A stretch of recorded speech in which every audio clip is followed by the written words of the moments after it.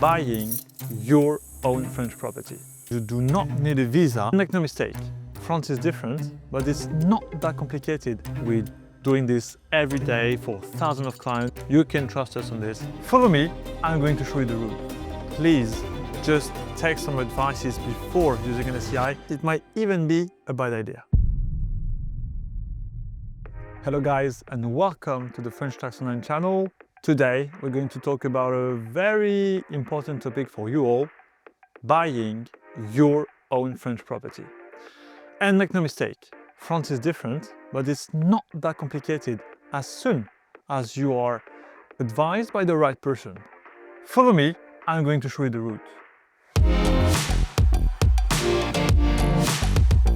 Yes, you can buy a property in France, whether you're a French resident or non-resident. It doesn't change anything, and you do not need a visa or anything else to buy a French house.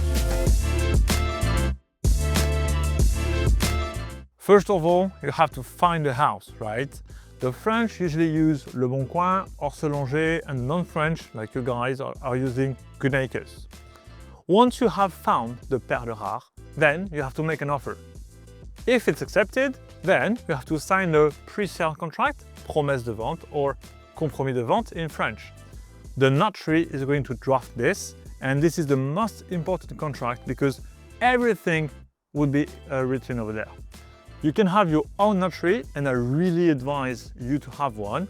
If you need an English-speaking notary, don't hesitate to ask us because we know all of the English-speaking notaries all around France. Once this is signed, the pre-sale contract, then there is usually 1 to 3 or 4 months wait, and you're going to be able to sign the final sale contract, and then you'll be a very happy owner of a French house, and that's all.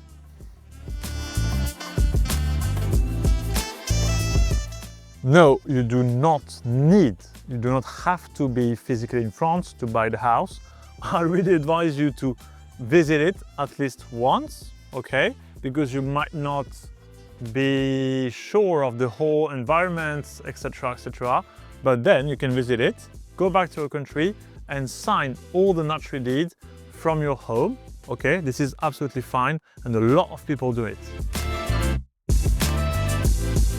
Once buying a French property, you may be going to pay some agency fees, but they usually are included in the same price you'll see in the advertisements. So if you see a 200k advertisement for a house, then usually it's including the agency fees. The only thing that's not included is the stamp duties, some call the notary fees, the frais de notaire, and they are something around 7.5% of the purchase price, and that's pretty much all. That's a very good question. So we have made quite a lot of videos about the SCI topic, but my advice is, if this is your main home, I don't believe using an SCI is a good idea. If it's a proper rental investment, then why not? To be checked with ourselves or with another accountant.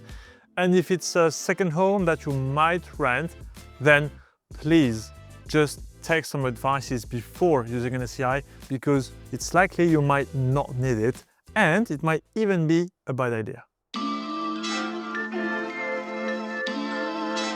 Of course, you can rent your French house while you're not here. A lot of people do it, thousands and thousands of people. The only rule you have to respect is to declare the rental income in France because it's a French source of income. That's all. Good question. Again, you can watch our dedicated video to this topic, but to make it very simple, you have two types of regime: régime réel, régime micro. Depending on the type of regime you have, you would pay both income tax, 20% minimum rate, and social charges, 7.5 or 17.2, depending on where you live, on the taxable profits. Of course, if you make a gain, then you're going to pay capital gain tax. Given that it's a French property, you'll pay the French capital gain tax first, and if you live abroad, probably the difference, if any, in your own country. The French wealth tax, the IFI tax, is based on real estate only. So you might pay it if your French assets, real estate assets, are worth more than 1.3 million net of mortgage. So if you buy a 2 million euro property with a 1 million mortgage, then you're not liable to the wealth tax. Yes, indeed, if you pass away with the French property in your estate, then yes, your heirs are going to pay the French inheritance tax on your French house, unless there is an SCI around and there is a will and etc, etc. But most of the time, yes, they will pay the French taxes on this only. Well, you can try to do it yourself, of course, but my advice, my opinion is to use French Tax Online, of course. We can help you with pretty much any tax return you need, company, individual, SARL, SCI, micro-BIC, blah, blah, blah. This is our main job. We're doing this every day for thousands of clients, so you can trust us on this. It's absolutely fine. I would say that the first step is to make sure about which place of wants you want to buy in, and then looking for the right property. And once you think you found it, you can contact us or another advisor, of course, to make sure about you don't make tax mistakes when buying it. Company, not company, do you have to include your kids? Do you get a mortgage, etc, etc. But this is once you think you found the right one. Not too early, not too late. Thank you guys for watching. I hope you liked it. I hope you like the beautiful French property we are in. Don't forget to like and subscribe, and see you soon on French Tax Online. Thank you very much.